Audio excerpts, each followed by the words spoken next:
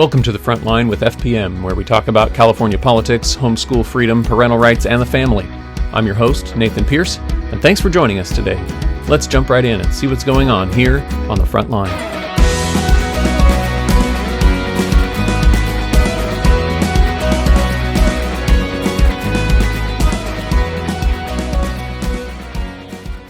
Hi folks, Nathan Pierce here with Family Protection Ministries. It is Friday, June 2nd, and we have some updates on legislation, as well as I'm going to be talking briefly about a article put out by the Washington Post relating to homeschooling, and we'll be discussing that briefly here as well as in the next couple of weeks, I'm sure.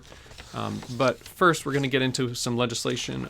Initially, I just want to give updates on some of the bills that we've talked about in the past. I'm going to be addressing very briefly AB 249, 659, 816, 665. Those are bills that we've talked about recently, and then get into 407 and 1056. That's SB 407 and AB 1056 a little bit more. So just for some quick updates, I wanted to let you know that AB 249, that's that bill that deals with safe water in water pipes in schools, and it would have originally included language that would have required government officials to investigate and to do testing at all schools, including private homeschools.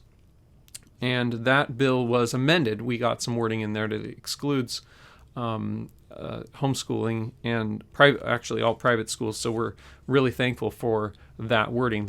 The reason I'm giving you an update on it is because we continue to watch that bill as it goes through the legislative process, maintaining that language in it. And we want to just make sure that it stays the way that it was amended with our wording. And so AB 249 is continuing through the process. Right now it has moved out of the Assembly. It's in the Senate. It's sitting on the Assembly in the Committee on Rules, which in the process of legislation, the bills, once they are introduced in a House, in this case it's the second House, so it's already been through the Assembly, now it's in the Senate, it has to go through a process of getting assigned to committees. So this particular bill, AB 249, is right now sitting in the Rules Committee, where it gets assigned to committees. So the Rules Committee, one of their jobs is to assign bills to committees before those bills get to a floor vote. And so in this case, it's the Senate Rules Committee. AB 249, the bill that is waiting there is going to be assigned to a policy committee, potentially a appropriations committee, probably, because it costs money. And so we're waiting for it to get assigned to a committee, and then it will go through the committee process where it may be amended or at least reviewed before it goes to a vote in that committee, and then get to the next committee where it would be voted on, perhaps in the Appropriations Committee, before going to the Senate floor and being voted on by all the senators, and then perhaps going directly to the governor if it passes. So that bill's waiting for that, and we have a couple of other bills waiting for their committee assignments. 659, AB 659, which is the HPV vaccine mandate bill.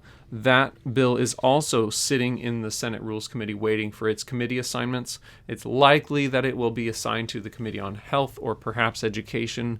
It's hard to say because sometimes what you would expect to happen doesn't happen. So we're watching that as well. That bill does contain some amendment language in it, but it continues to be a bill that is of concern for parental rights, and it's something that's a dangerous direction. So that's 659. It's also in Senate Rules waiting for committee assignments. The next bill, 816, right now has been assigned to committee in the Senate. So AB 816 is the bill relating to minors giving consent to medical care. They would be able this bill is in Senate Judiciary. It's been referred, and so that means that the Rules Committee already gave its assignment, and so it's sitting in Senate Judiciary waiting for its committee hearing. And so it's a good time to make a phone call on that bill, AB 816. You would be wanting to call your state senator or the Senate Judiciary Committee or the members of the Senate Judiciary Committee. Next is AB 665, and AB 665 is minors' consent to mental health services. That's also in Senate Judiciary. It's been assigned to Senate Judiciary, has not gotten its hearing yet, so it's waiting for that. So those are the bills. 659, 816, and 665 are bills that I addressed last week in a little more detail, but this week I also want to go into a little more detail on SB 407 and AB 1057. AB 1057 is that home visiting program bill where it's a voluntary program, but we know that this type of idea has been proposed with a mandate together with it in the past, but also it's not that hard to transition a program from voluntary to mandatory. And this is one of those areas where we've talked about before that home visits and helping parents get started with parenting is not really a role of government. If we go back and you can look at our explanation of the roles of different governments, there's the civil government, the family government, the church government. These are areas of government that are clearly laid out, and if practiced practically in that appropriate manner, the duties of these different arenas split up very neatly and nicely, and things work better. And when we sort of go out of those bounds, having one type of government, civil government, usurp its perimeters and just go over the authority of the family and take over what is rightfully due the family, or perhaps take over the role of the church and take over what is the appropriate role of leadership in the church, then you have all kinds of problems. And in this particular case, AB 1057 is kind of impeding into both of those different arenas, the church and the family, because it is saying government has a responsibility to help parents learn to parent. So this bill provides social workers to go to the homes of people that have a new baby so that they can help them learn how to be good parents. Now, there's nothing wrong with people helping other people be good parents, but it's not the role of government to direct that. And it's certainly not the role of government to enforce that the government be the one sending somebody that tells parents how to parent. And so 1057 is a dangerous direction for our state to be going, and it's an immediate violation of the jurisdictions of governments, but it's also a threat to parental rights and to the authority of the church in helping families and supporting families. It's also a threat to just our natural sense of community, where we have neighbors and other family that help a new family, new parents to get their feet on the ground when they have a new baby at home. A lot of us can remember or can imagine a new baby being brought home to a family, and participation in helping that family get on their feet with a new baby is something that we can do as a community. Many people like to participate in helping a family like that by bringing a meal, or maybe delivering some other goods that might be helpful to them as a family. Maybe supporting them by answering questions if they have questions about parenting in general, taking care of a new baby, taking care of mom, how to get sleep at night or sleep during the day. Sleep is one of those issues that's kind of important, especially have a lot of questions about that with new babies. But these are things that shouldn't be taken over by the government. The government does not have a place, a position, the authority to go in and say, here, this is our job. We are going to do this. We're going to help you with this. And so we need to be very wary and push back at these ideas when the government proposes that it is their role to put themselves into a family's home to help them get started with their family.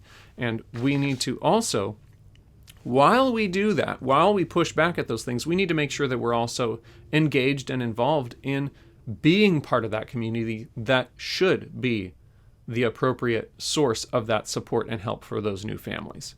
So remember both of those things. Remember that the community is where it should be happening, and so we need to be involved in that.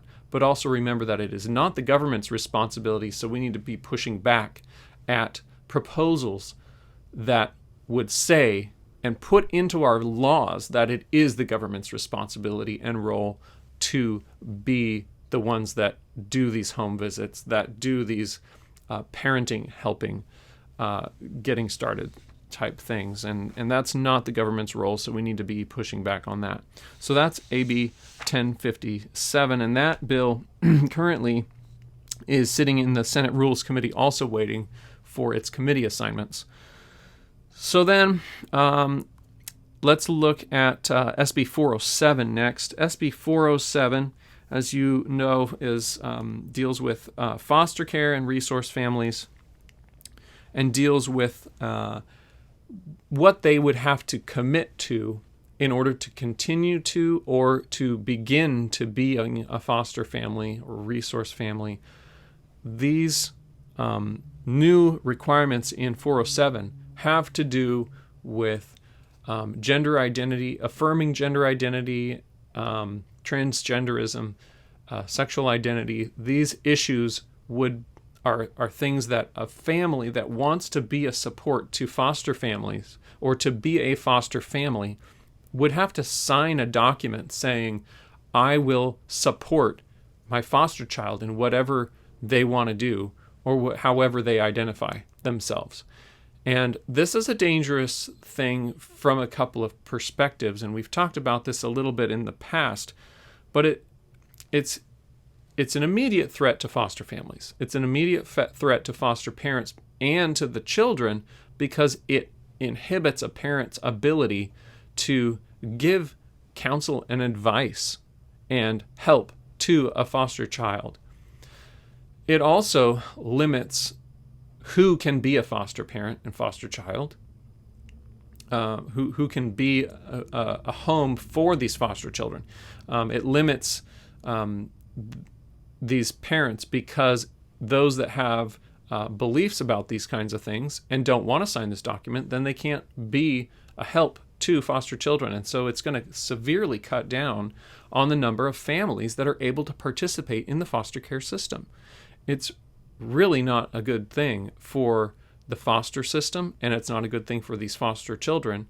And so it's going to be limiting who can participate in the system, which is going to cut down on available families, which is going to limit how many kids are going to be able to be placed in foster homes, which foster families, which is going to cause a backup in our government system and leave more kids without a family. Another element to this bill in looking longer term is that this policy of saying you have to believe this way in order for you to be allowed to do this thing is dangerous by itself. And it's dangerous from a lot of different perspectives, but think about just the idea that the government would be telling you how to believe about something in order for you to be a foster parent, and it's not that far of a this bill only is limited to foster parents at this time, but it could easily be extended to parents wanting to adopt a child, and beyond that, it could be imposed on all families in California if they have children. So it's kind of a scary trajectory if you adopt this kind of policy in our state, it's a dangerous and scary trajectory to see where this is taking us. And we do not want to see that happening to our families, to our government in California, to have a government that says, no, you have to believe the way we believe, and if you don't, then we're going to take away from you the things that you do in life, whether it's serving children, whether it's having children in your home to take care of them. We're going to start taking things away from you if you don't believe the way we tell you to. So that's a really dangerous threat. Now, how does this link to homeschooling? Well, first of all, it's a bad bill aside from homeschooling. That's the first point. But how does it relate to homeschooling? Well, let's take a step back and look at 1057 and 407 together. 1057 is the home visits bill, and 407 is the foster care gender affirming bill for foster parents. Now, if we look at those two together and we see government telling us what to believe and government saying we can come into your home, we see that this directly is going to, if those things sort of intersect, that intersects in our home with our beliefs. And this is the very foundation of our ability to homeschool, is parents choosing for their children and parents making decisions and teaching their children, and parents getting help from who they want to get help from based on what they believe to be right and best for their family. And if government strips all of those things away by saying you have to believe what we believe and we can come into your home, that impacts homeschooling very directly. And so we need to oppose these things that move in that direction. So definitely we need to be opposing SB 407 and AB 1056. These bills are so 1057, AB 1057 is the home visiting bill, and it's sitting in the Senate Rules Committee waiting for a committee assignment. 407, Senate Bill 407 is has been referred to the Committee on Human Services, and it's in the Senate. It's in the Assembly now because it's passed out of the Senate. So it's in the Assembly, and it's been assigned to a committee. So we definitely need to step up our opposition to these two bills, particularly 407, because it's moving a little bit further ahead than the other. So be in prayer for these bills, and also be sure to make phone calls to your legislators appropriately, and we'll be definitely giving you information on how to do that on these two bills. So next, I want to briefly address some issues with a Washington Post article that came out this week dealing with Christian homeschooling. And there's a lot of issues with this article. You may have heard of it already. The first article, and there's supposed to be future articles to this as well, so I'm not going to be addressing everything certainly today on this article. But as we look at some of the things that have been said about homeschooling over the past number of years, we've seen a lot of antagonism, a lot of people defending public schools and saying that homeschooling parents are attacking public schools, and they're not doing well academically or whatever. There's all kinds of different attacks on the homeschool community in the media. And this particular article, there's not really anything new about what's in here. It reminds me of some other articles that we have seen, though. If you recall, back in 2019, Elizabeth Bartholet published an article in a law review journal with the basic premise. It was very long. I believe it was about 80 pages long, this law review article that she wrote. And Elizabeth Bartholet is a law professor at Harvard. And she basically said that homeschooling, there should be a presumptive ban on homeschooling, and parents should have to apply if they're going to be homeschooling. And the government should be the authority ultimately over who is allowed to do that. So, and there were a lot of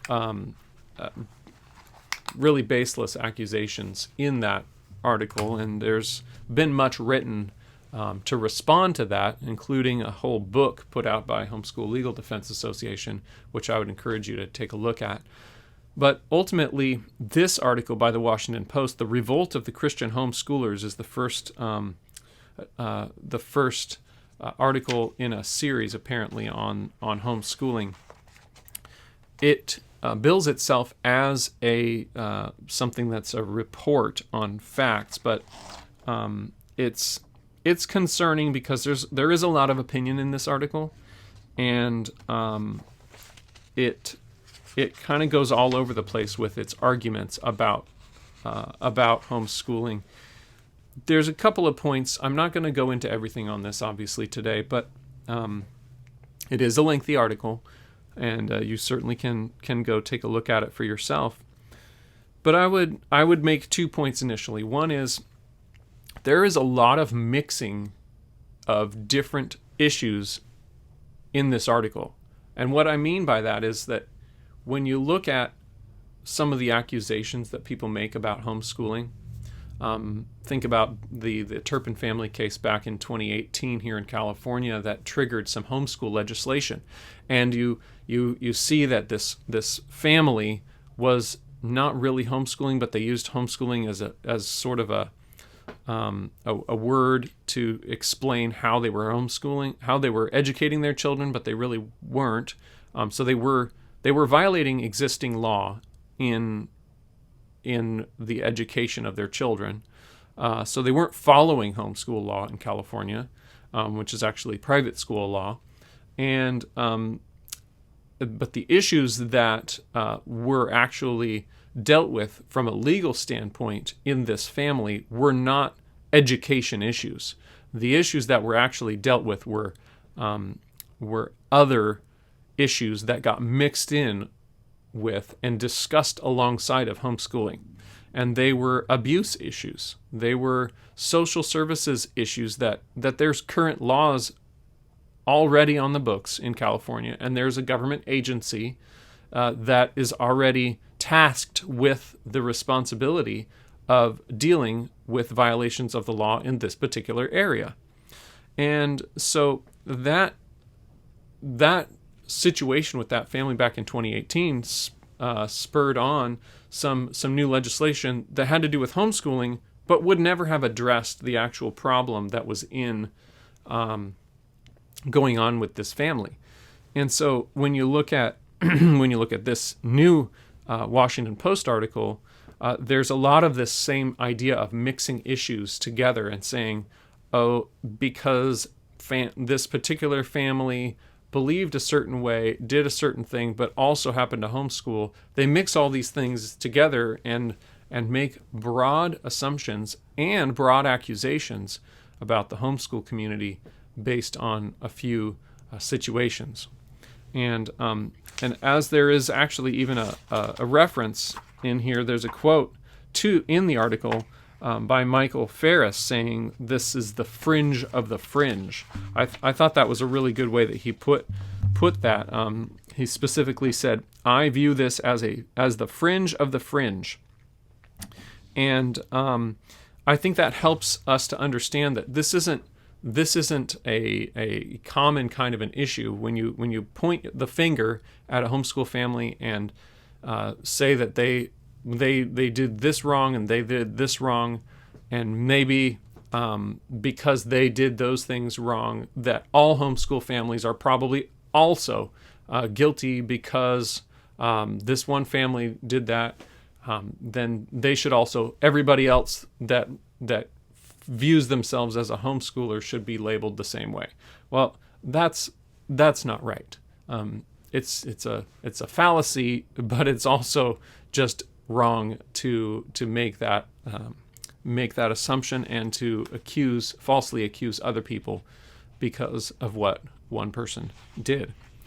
The other thing I noticed that I wanted to mention too briefly is that there's a bit of applauding parental rights in this article in one sense. There's applauding of the right of parents to choose to put their kids in public school, but there's an attack on references to parental rights when parents choose private or choose homeschooling. And so it's kind of funny that there's kind of a little bit of a wishy-washiness to the position on parental rights, because on one hand it's attacked and parental rights is looked at as a bad thing because people use it as an excuse to homeschool, and then on the other hand it's looked at as a good thing because parents use parental rights to choose something that this author agrees with. So it's